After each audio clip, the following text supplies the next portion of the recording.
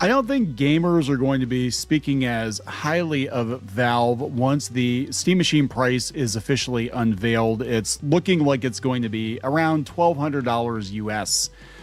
So we're going to talk about that, and then we're going to talk about the Steam Deck price getting a massive increase. They're going to raise the prices by $200 on the Steam Deck. So the 1 terabyte OLED model got a $300 price increase. Now it costs $949, almost $1,000 for the Steam Deck. And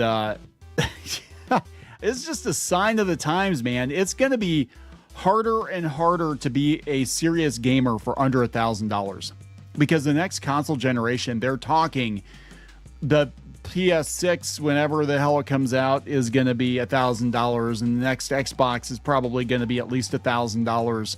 And, how long until Nintendo decides to raise the Switch 2 price again or comes out with a Switch 2.5 or a 3 or whatever?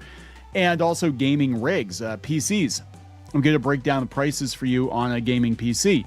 It's pretty high right now with the cost of the components. And once gamers get used to paying $1,000 for a console or more, that is going to be the new normal. Now, a little bit of a disclaimer.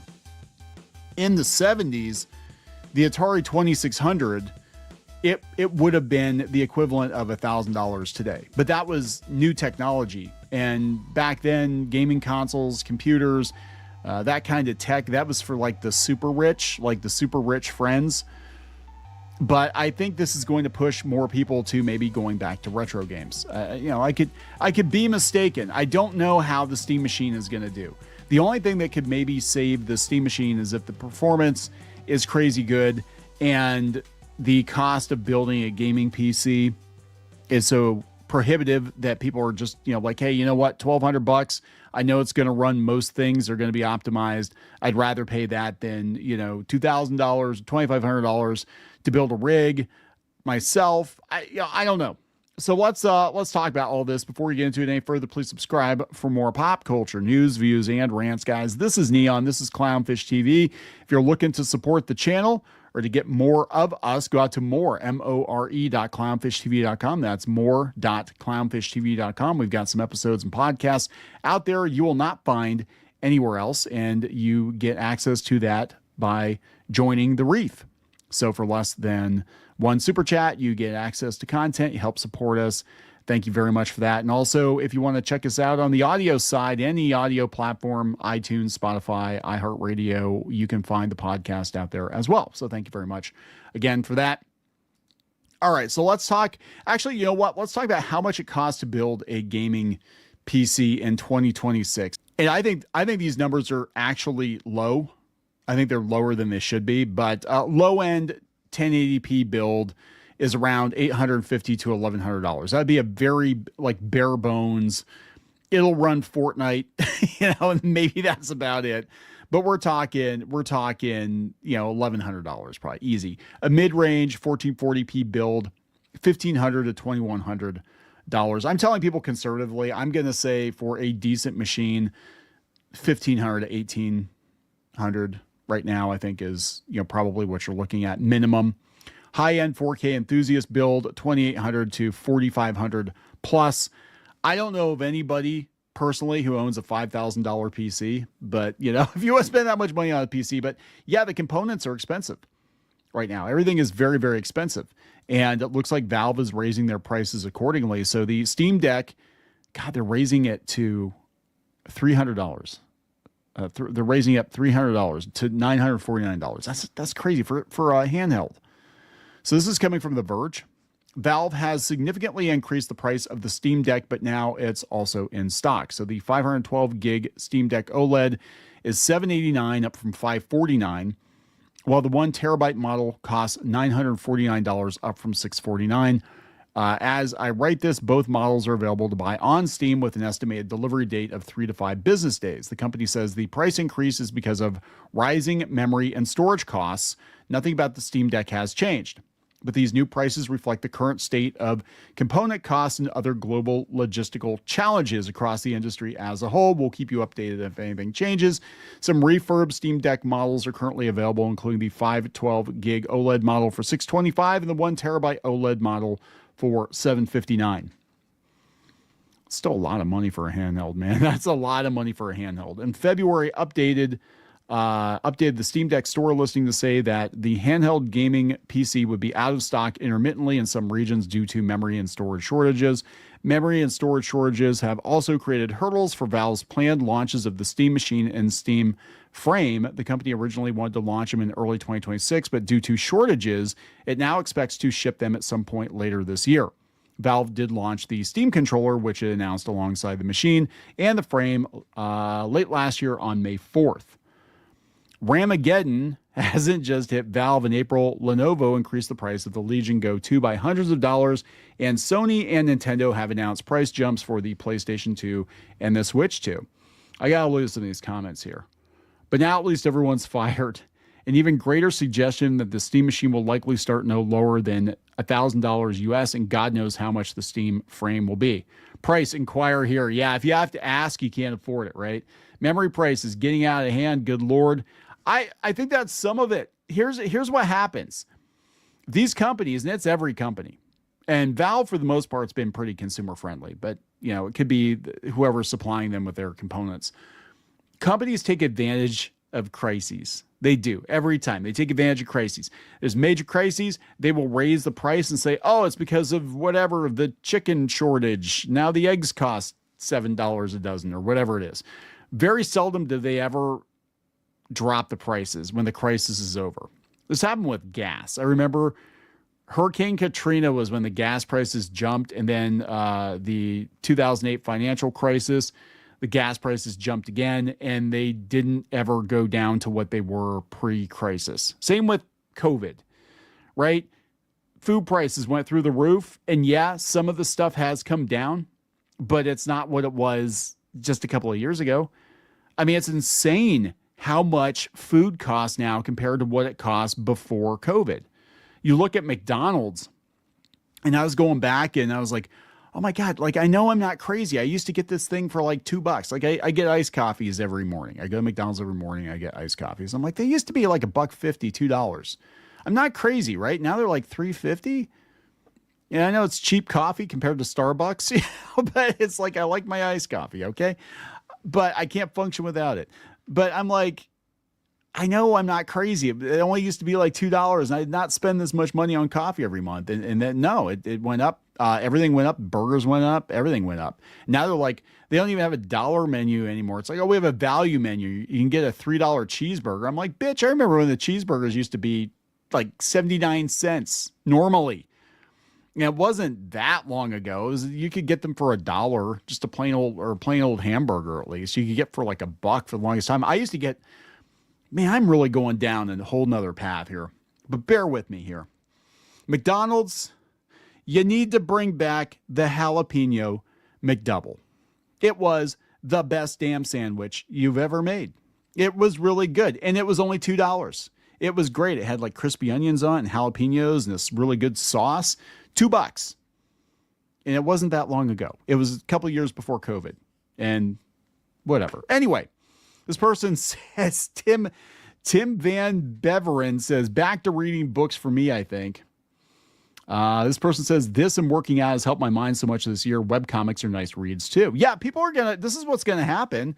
People are going to find cheaper hobbies. They're going to go play retro games. I mean, Valve's still going to make all kinds of money, I'm sure, off of software, because that's primarily what their business is. I think this foray into hardware might be a huge mistake for them, especially right now.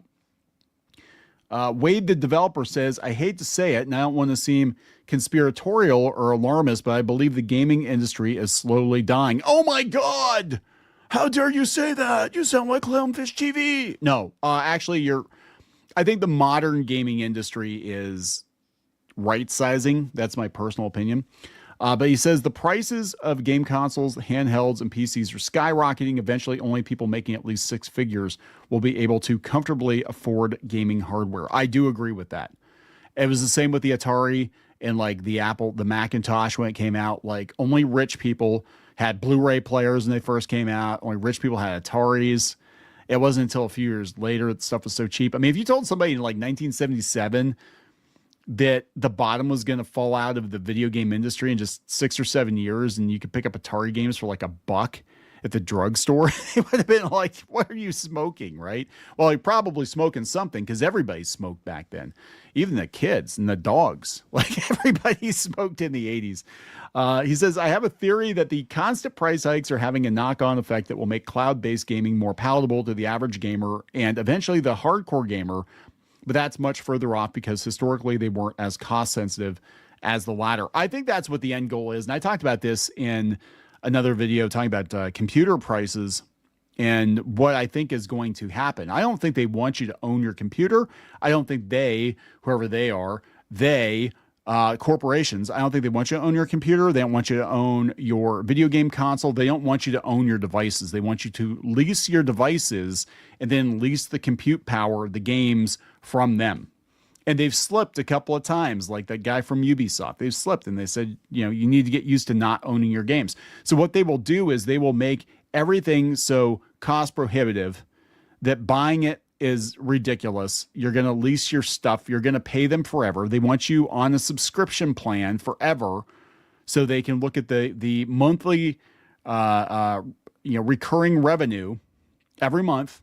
That's how these corporations think now. They're like, it's not enough to sell a bunch of stoves. If only we could have people subscribe to their stove. Well, how do we do that? Well, we put a bunch of stupid electronics in the stove that they really don't need, and then we charge them a monthly fee to access certain features of the stove, like the light and the ability to cook over 350 degrees. Well, it sounds fantastic. You think it sounds ridiculous? They're doing that right now with cars.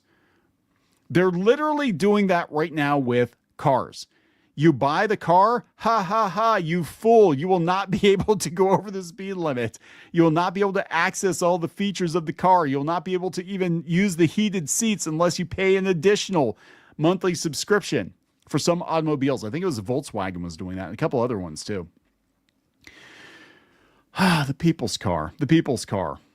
This person says it's almost like that killing off PC gaming and console gaming and replacing both with cloud gaming is the plan. Yeah, no, 100%.